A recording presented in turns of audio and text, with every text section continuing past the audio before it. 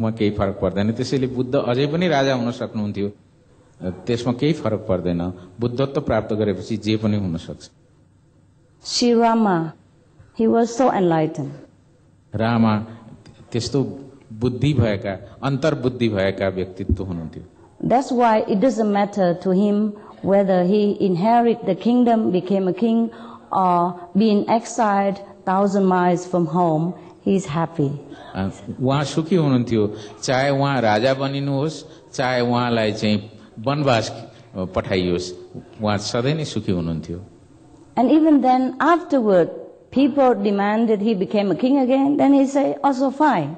जनताले फेरि उहाँलाई चाहिँ राजा बन्ने चाहिँ अनुरोध गरे, त्यसैले उहाँ राजा हुनुभयो। That is an enlightened person. There is no attachment to any kind, either to poverty, to renunciation, or to the kingdom. चाहे राज्य होस्, चाहे त्याग होस्, कुनै किसिमको चाहिँ त्यहाँ माया, कुनै किसिमको चाहिँ त्यसप्रतिको चाहिँ आसक्ति उहाँमा छैन, किनभने उहाँ चाहिँ एउटा अन्तर्ज्ञान भएको व्यक्तित्व हुनुहुन्थ्यो। The enlightened being would do whatever the situation required, whatever is beneficial to sentient beings. चेतनशील मानिसहरूलाई जे किसिमको आवश्यकता हुन्छ त्यसको लागि नै एउटा बुद्धत्व प्राप्त गरेको जीवले काम गर्छ। Because within themselves they are happiness, they are peace, they are love, they have no need of any material or non-material assistance in order to be contented. सन्तुष्ट हुनुको निम्ति अन्तर्ज्ञान प्राप्त जीवलाई कुनै किसिमको चाहिँ आवश्यकता पर्दैन, भौतिक सुख सुविधाको केही आवश्यकता पर्दैन। To an enlightened being, everything they do is just for the benefit of others. They do it or not do it. They take some things or they don't take something, even they eat the food, everything is for the sake of other being.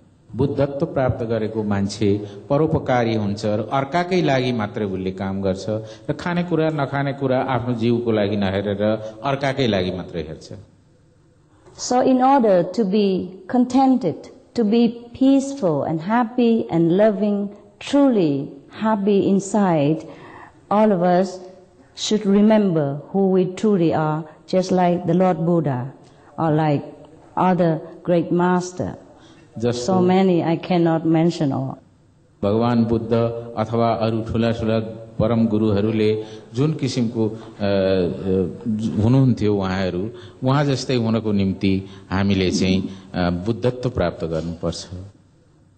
One of the great masters of India, Kabir, I think you know him? Yes? Kabir. Yes, okay. You know what he did, huh?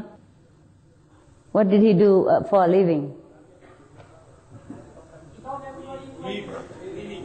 Weaving. All right, okay. And was he a very rich person? No. Okay. के कबीर धनी व्यक्ति हुनुहुन्थ्यो? Yes. And Mirabai gave him a diamond. मीराबाईले उहाँलाई चाहिँ एउटा हीरा दिनुभयो। Yes, a gem, yes, something. And it worth a fortune, but he never bothered. That master, he was poor. And then Mirabai, the princess, gave him a present, very expensive. And she stuck it somewhere in the roof. And when she came back many years later, he's still poor, doing whatever he does to earn a living. And she said, what happened? Why didn't you sell the diamond and take care of yourself and you don't have to work so hard? Where is the diamond I gave you? He said, wherever you hid it, it's still there. जहाँ त्यो उनले चाहिँ लुकाएर त्यहाँ जहाँ राखेका थिए त्यही नै रहेछ। पछि धेरै वर्षपछि आउँदा पनि उनलाई गरिब देखेर सोधिन् उनले के गर्यौ तिमीले भन्दाखेरि त त्यो त्यही नै राखिराखेको रहेछ, उनले प्रयोगै गरेन। Yes. To an enlightened being, to be poor is nothing to him. He could also become rich if he wants to. He doesn't have to stay in poverty, yet for him rich or poor is equal. अन्तर्ज्ञान प्राप्त गरेको मान्छेलाई, बुद्धत्व प्राप्त गरेको मान्छेलाई धनी हुनु र गरिब हुनुमा केही फरक छैन, कि उसमा कुनै किसिमको भिन्नता हुँदैन। And Kabir was also so poor that one day he even wanted to trade his wife for some flour to make chapatis. Kabir यति गरिब थिए कि उनले एकचोटि आफ्नै पत्नीलाई साटेर चपाती पाउन पनि कोसिस गरे। To some of us, wife and husband are number one possession. We cannot give it to anybody else. But to Kabir, it's okay also. हामी धेरै जसो मान्छेहरूको निम्ति पत्नी र पति सबभन्दा ठूलो सम्पत्ति हुन्। हामी दिन सक्दैनौं, तर कबीरको निम्ति के भयो र केही फरकै पर्दैन। It is not because he don't love his wife, but because he's so enlightened. So enlightened. उनले आफ्नो पत्नीलाई माया नगरेको भन्ने होइन, पत्नीलाई माया गर्थे, तर उनी बुद्धत्व प्राप्त गरेका, अन्तर्ज्ञान प्राप्त गरेका व्यक्ति थिए। These masters, these great beings, they have no more attachment to whatever they have or not have. कुनै आसक्ति, कुनै लोभ, कुनै मोह यी व्यक्तिहरूमा, यी अन्तर्ज्ञान भएका व्यक्तिहरूमा हुँदैन। Because they already know everything in this world is not true nature, and they already know the kingdom of God. So if we want to feel such a contentment, such a peacefulness, we also should search inside and find our true greatness. हाम्रो साँच्चैको महानता भित्र छ र भित्रै खोज्नु पर्छ र यी बाहिरका कुराहरू केही होइनन्, त्यागे पनि हुन्छ। For the people of Nepal, I think no problem. No problem. नेपालका जनतालाई कुनै किसिमको समस्या छैन। If you have remembered already, I am not surprised. यदि तपाईहरुले सम्झिसक्नु भएको छ बुद्धलाई भने म छक्क पर्दिन। And if you have chosen not to remember yet, and I am also not surprised. यदि तपाईहरुले अझै पनि सम्झनु भएको छ, नसम्झन खोज्नु भएको छ भने त्यसमा पनि म छक्क पर्दिन। Because inside you already know we have Buddha nature. Some of you take your time, take it easy, be Buddha later. पछि बुद्ध हुँला भनेर पर्खे पनि हुन्छ। But should you choose to remember tonight together with us, just for the sake of having fun together, I am willing to serve you.